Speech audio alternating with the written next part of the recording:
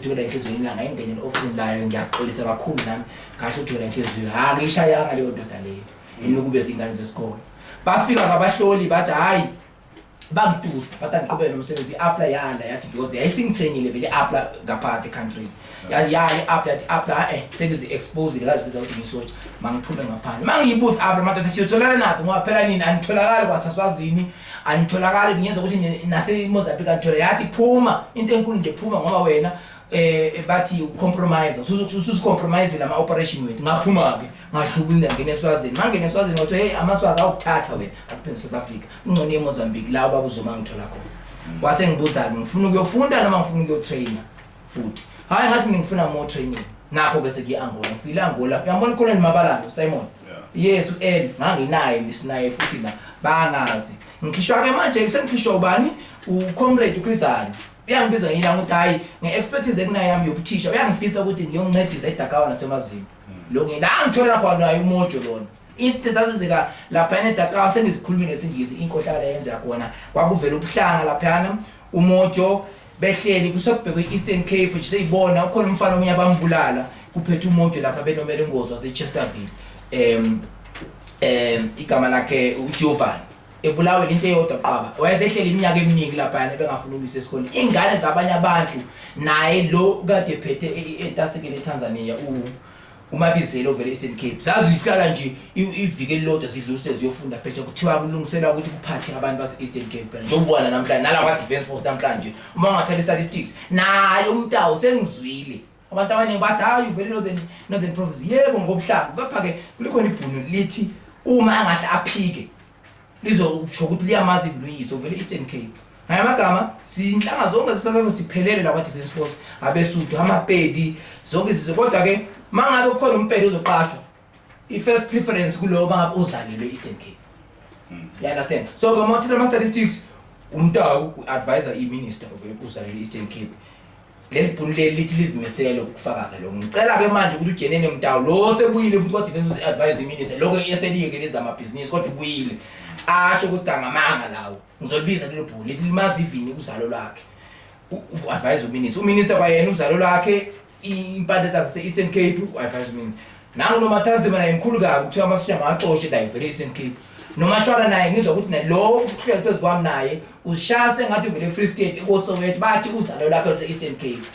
na umzala kaMandela lo ngikhosela inkinga mina ngibani inkinga uvele Eastern Cape manje mina angixabene nabafowethu ngijabulela nje ukuthi amaXhosa ngamaqhawe nasekhesini yami bamile ujenga bathi bazoba ama witness ngoba abantu abayinqanye bengemanzi sengisho ukuthi ke mfowethu yisimo esikhona leso umbuso kaMsholozi lufisela inhlanhla ngoba iPulukwana yenzekanga njengomlimi ngangihlale ngibhala ke mina nabantu abaningi bayabhala inkinga zabo zonke izinto lezo zimthonsiyani yaphuma abantu bayezwa kuze kwenze ini igagasi elikhulu ibuild up kwaze kwafika ePulukwana ngiyayithanda ke-ANC yabona uma ngakutshela imfihlo yami nje uma ngivota mina noma ngiyi-PAC uma ngivota ngivotela engibona ukuthi le izowina le ukuze siye phambili so ngifisela inhlanhla lo mbuso uye phambili kepha ngithe mangagcini nje njengoba sengikhulumile ngesilungu nangeSwahili mangagcini ngokukhuluma inkinga zami zodwa ngoba ezami inkinga zifana ncimi nje nenkinga zamanye amasotsha cishe ngingathi ngabuqabuleta bengithale nje ukuthi ke nginuza indawo la kababa umtawo ukuthi angeke manje awushaye sengathi yena manje uspecialist umama wethu ke ulindiwe uSisulu akazinike naye ithuba akalalele nabanye abantu abakhuluma ukuthi bathi le mina kimi grievance yami ukuba nenchief wami it's part and parcel ye grievance ngithe nje kodwa ngibhanga nami ngimember union futhi ngibona ngiyashaqeka nje ukuthi uba nami nginethuba mzwana abafowethu beyotoyitoyo ngizoya nami ngiyashaqeka ukuthi kanti bekuzofanele manje ngishaye ngentasika ibe kanti ngivumelekile ubani nento umthetho osisekelo wezwe uyangivumela ukuthi ngibe se-union and then ukuba imember yami akungenzi mina ukuthi bangihlele umsebenzini ngidelele ubaba uMagaseli ngiyamazi ujeneni wami noma ngunivoti ngiyamhlonipha namanye amakoloneli le ndaba ukuthi isotsha eliune-union alinayo discipline akulona iqiniso iqiniso ukuthi isotsha elithi ngoba lona linerenke enkulu lithatha abafazi babantu elisebenza nakwa Defence Force libenze amaXhosa athetha kamandi athi zinqanda manje ubani ngamthatha umama esoblona ngoku xa efuna ukuba i-lieutenant candidate izapha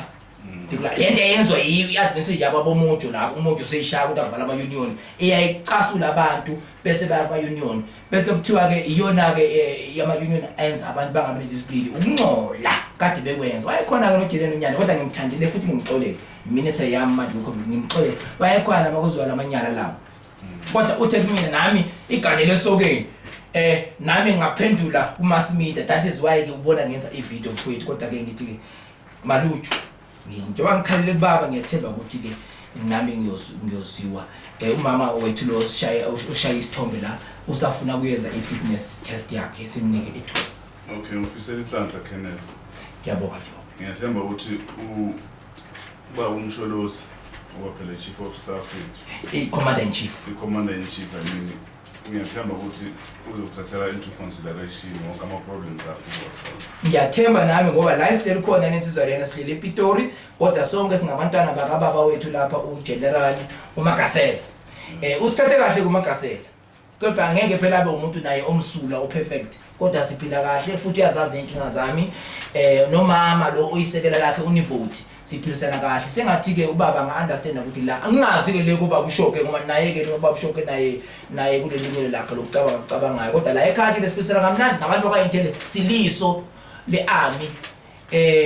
kwa SANDF siyacela ukuthi masicatshangelwe nathi ngoba nathi ngabantu noma singamasoja siyabuza ubuhlungu uma uhlaliswa ubuyiswa eranking 11 years awuyazi promotion ukufika ingane kamuva ziprint kuzwisa kakhulu ubuhlungu siyabonga kakhulu.